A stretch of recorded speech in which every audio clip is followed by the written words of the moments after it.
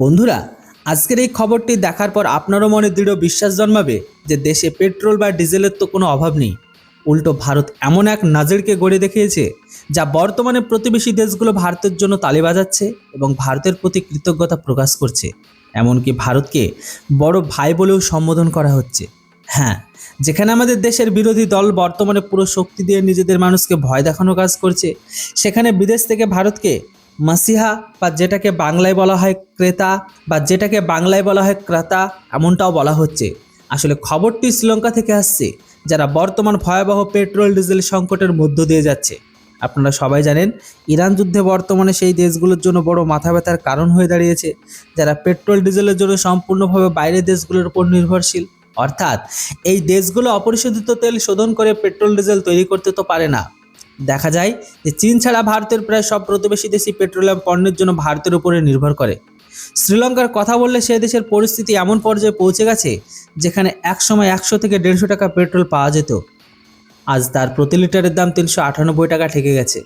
শ্রীলঙ্কায় প্রতিটি গাড়িকে সীমিত পরিমাণে পেট্রোল দেওয়া হচ্ছে, যেমন কারকে 1 সপ্তাহের জন্য 15 লিটার, বাইককে 8 লিটার, এমনকি বুধবার ফুয়েল হলিডে মানে জ্বালানি ছুটি পর্যন্ত ঘোষণা করে দেওয়া হয়েছে।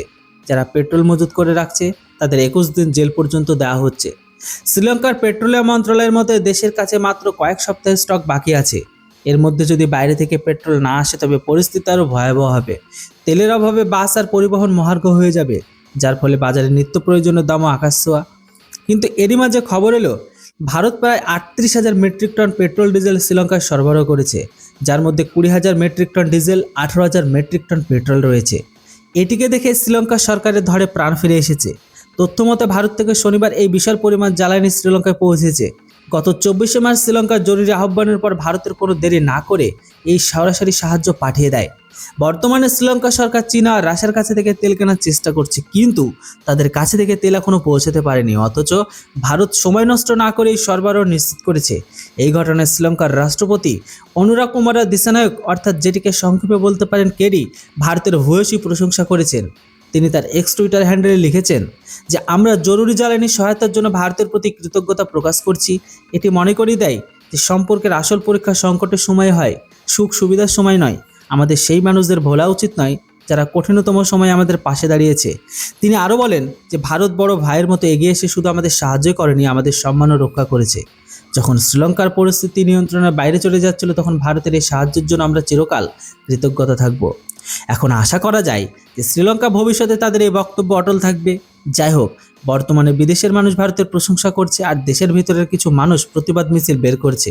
তবে এই নিউজ দেখে এতটুকু নিশ্চিত হওয়া গেল যে দেশে পেট্রোল ডিজেলের কোনো অভাব নেই।